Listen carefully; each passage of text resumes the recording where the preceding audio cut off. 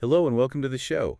This episode, this episode is going to be a little different. Oh. Well, it was written with the help of AI. Really? We've got some really helpful tips for you Okay. if you want to learn more about the IELTS listening test. That's a good topic. Yeah, we also used information from some interesting articles and research about this topic. Okay. You can find links to that material in the description Okay. if you'd like to learn more. The IELTS listening test can be a little tricky, but with the right preparation, you can definitely succeed. Absolutely. Let's start with the basics. Okay. What is the IELTS? Okay. And why do people take it? The IELTS, or International English Language Testing System, Okay. is a test for people who want to study or work Okay. in a place where people speak English. I see. So if someone wants to go to university Uh-huh. in England or Australia, for example, Yeah. they might need to take the IELTS. That's a great example. Lots of schools in places like Canada Mm. and the United States accept IELTS scores, too. Okay. It's a very popular test. Yeah, it sounds like it. All over the world. So there's just one IELTS test, right? Actually, there are a few different types of IELTS tests. Okay. The two most common are the academic IELTS Okay. and the general training IELTS. Okay. What's the difference between those two? The academic test is for people who want to go to university. Okay. It has reading and writing tasks that use academic language, like the kind of language you would see in a textbook. That makes sense. Yeah. What about the general training IELTS? The general training IELTS Uh-huh. is for people who want to go to a training program, Okay. work, or move to an English-speaking country. So the general training IELTS focuses on Yes. everyday English skills, Exactly. like the language you might use at work Yes. or in social situations. Exactly. And there are two other IELTS tests that people sometimes need to take. Okay. One is called IELTS UKV. Okay. People take that test if they want a visa Okay. to go to the United Kingdom. Interesting. What about the other test? It's called the one skill retake. Okay. If you take the IELTS Uh-huh. and you don't like your score on one part of the test, Oh. you can take that one part again. Oh, that's really helpful. Yeah. So someone could retake the listening section, for example, Yes. if they didn't do as well as they wanted to on that part. You got it now, no matter which IELTS test you choose. Okay. Everyone takes the same listening test. Okay. I understand. Can we talk more about that listening test now? Of course. What should people expect when they take it? The IELTS listening test is the same for all test takers, Okay. no matter which version of the IELTS they are taking. That makes things a little simpler, at least. It does. So Uh-huh. the listening test is 30 minutes long, Okay. and there are 40 questions. Right. The test is divided into 4 sections, and the questions get a little harder as you go along. So it starts with easier questions and gradually Yeah. gets more Yes. challenging. That seems fair. It does. What kind of things will people actually hear on the recording? Well, it's all in English, of course. Okay. You'll hear different accents, Uh-huh. like British, Okay. American, Got it. Australian, Mm-hmm. and Canadian. So people need to be prepared to understand Yes. different ways of speaking English? That's important. Uh-huh. It's also important to remember Okay. that you only get to listen to the recording once. So you really have to focus Yes. and listen carefully what happens when the listening part is finished. If you are taking the paper-based test, All right. you will have 10 extra minutes Okay. to write your answers on an answer sheet. Okay. If you take the computer-based test, you'll have 2 minutes to check your answers. That makes sense. It would be tough to try to listen Yes. and write down all your answers at the same time. So let's break down those 4 sections a bit more. Okay. What can people expect to hear in each one? Section 1 is usually a conversation between 2 people. Okay. Maybe they are making plans, Uh-huh. or one person is asking for information about something. It sounds like the kind of conversation you might overhear Yes. at a store or on the bus. Exactly. Okay. Section 2 is a little different in Uh-huh. this section. Yeah. You will only hear one person speaking. Okay. It's usually a talk Uh-huh. or a presentation about something. So it might be something like a tour guide Uh-huh. talking about a museum That's right. or a professor giving a lecture. Now, section 3 Yeah. is usually a conversation between a few people. All right. It might be a group of students Good. working on a project together, Uh-huh. or it could be some students talking to a professor. It sounds like this section focuses on language It does. related to education. And finally, Right. section 4 is another section where you'll only hear one person speaking. Okay. This time, it's usually a lecture Mhm. or a talk about an academic subject. So it might be a professor talking about history or science, for example. Exactly. It sounds like each section of the test Yes. presents its own unique challenges. It does. But I imagine that just knowing what to expect I think so, too. can be really helpful when you're taking the test. If you're familiar with the format, you can relax and focus on listening carefully. Okay.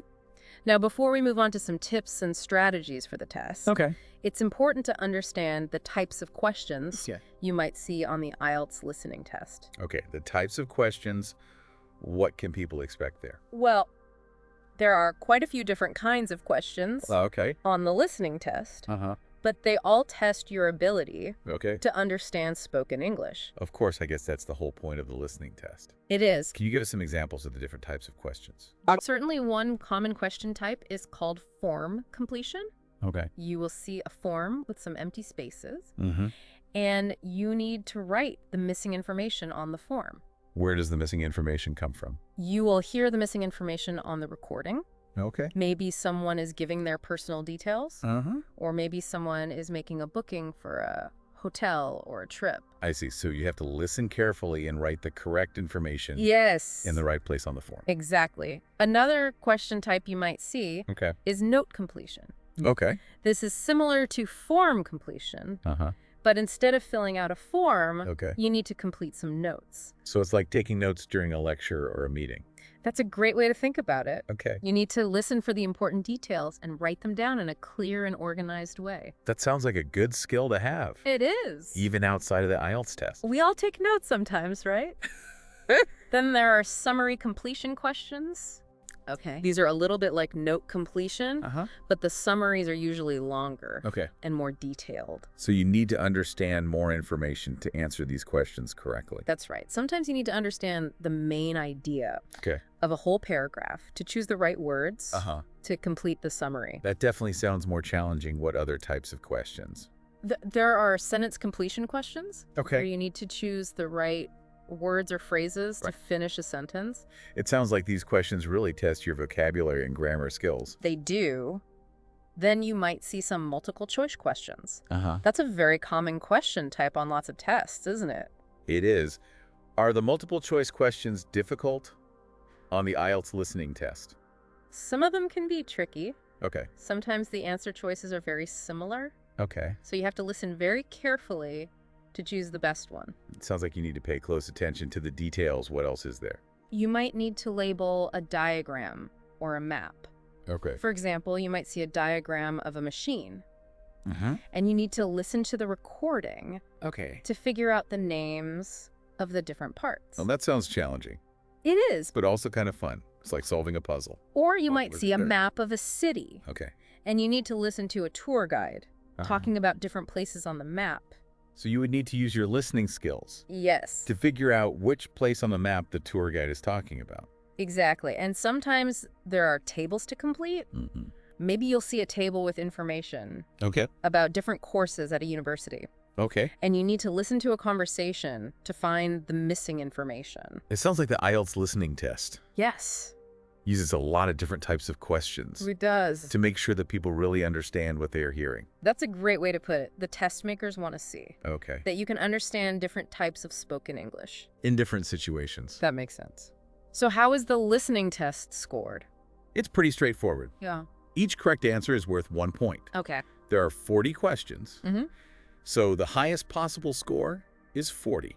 And then what does your score out of 40 get converted into something else? It does. Your score out of 40 is used to give you a band score. Okay. The band scores range from 0 to 9, with 9 being the highest. So if you get 40 out of 40 on the listening test, that's right, you'll get a band score of 9.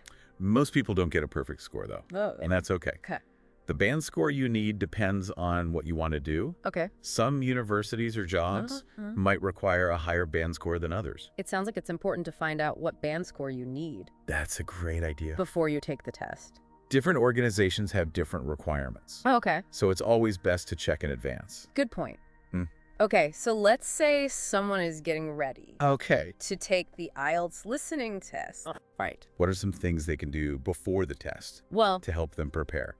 There are many ways to get ready. Okay. The best advice I can give is to practice listening to English as much as possible. So it's not enough to just study grammar rules and vocabulary lists. Exactly. You need to actually practice listening. You need to train your ears Okay. to understand different accents and different ways of speaking. What are some good ways to practice listening? You can listen to the radio or podcasts. Okay. You can watch movies or TV shows in English. And if you can try to talk to people who speak English. I can see how that would be really helpful. It is. The more you listen to English, the easier it will be to understand That's right. what you hear on the IELTS listening test. And don't worry if you don't understand every single word. Okay. Just try to focus on the main ideas and the general meaning. That's reassuring. It's okay to not understand everything perfectly. Absolutely. Another good way to prepare for the test is to learn vocabulary about different topics. Why is that important?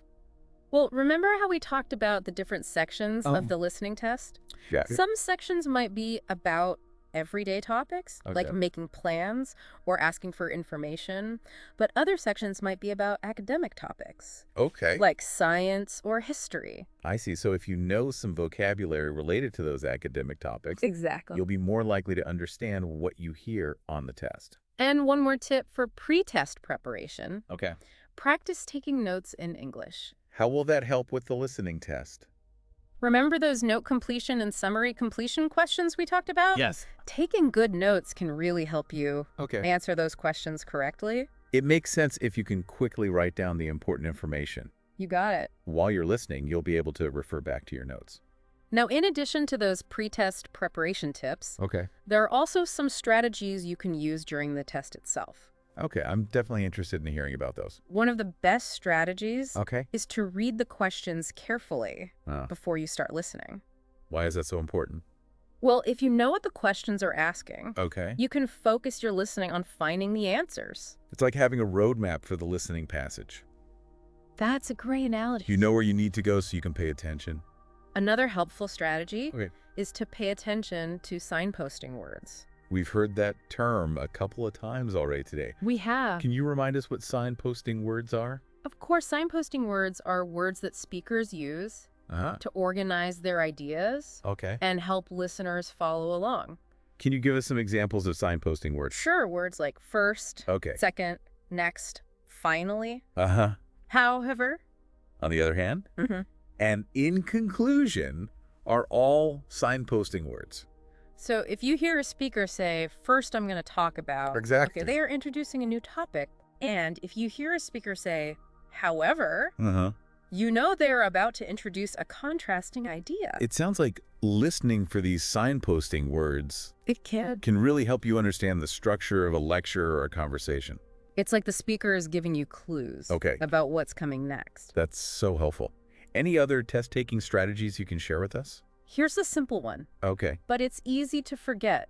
Okay. When you're in a test situation, Uh-huh. don't write your answers on the answer sheet too quickly. Why not? Isn't it good to get your answers down Well, as soon as you hear them? Sometimes the speaker might say something, Oh. and then a little later they might change their mind or correct themselves. So if you rush to write down the first thing you hear, Exactly. you might end up with the wrong answer. It's always best to wait a few seconds Okay. and make sure you've heard the final answer before you write it down. That's good advice. Yeah. What about spelling? Is it important to spell all the words correctly? It is very important. On the answer sheet. If you misspell a word, Okay. your answer will be marked as incorrect, Okay. even if you understood the listening passage perfectly. So take your time and double check your spelling Exactly. before you move on to the next question. You want to make sure you get credit Okay. for all the answers you know. Good point. Okay, we've talked about how to prepare for the IELTS listening test, We have. and we've discussed some strategies to use during the test. Yes. Are there any other general tips you can share? Yes, there are two more things I think are really important. Right. The first is this. Uh-huh. Try to think in English while you are taking the test.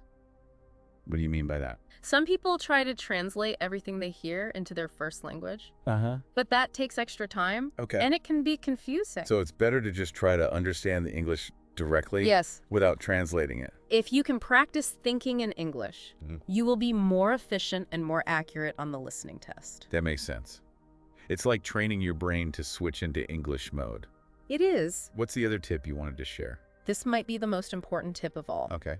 Try to use English as much as possible in your everyday life. So don't just study English from books. Exactly. Try to actually use the language. Talk to people in English if you can. Watch movies and TV shows in English. Yeah. Listen to English music. Read English books and websites. The more you use English in real life, the better you will become at understanding it, and that will definitely help you. The IELTS is designed to test your real-world English skills. So the best way to prepare is to go out and use English in the real world. We have learned so much about the IELTS listening test today. We talked about the different types of IELTS tests.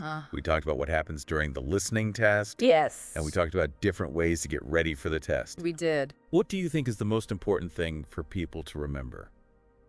That's a good question. I think the most important thing is to practice listening to English every day. I agree. The more you listen to English, the easier it will be to understand what you hear on the test. Yes. And remember, it's okay to not understand every word. Right. Just try to relax and focus on the main ideas. That is great advice. Yeah. So to all of our listeners who are thinking about taking the IELTS listening test, just remember to practice, practice, practice. And remember to have fun while you're practicing. Oh, yeah. Learning English should be enjoyable. That is a great point. Learning a new language should be an adventure. It should be. Well, I think that is all the time we have for today. Thank you for having me. It was a pleasure talking to you. It was a pleasure talking to you, too. And for all our friends of the show, if you liked this episode, please subscribe so you don't miss any future episodes. We will see you next time.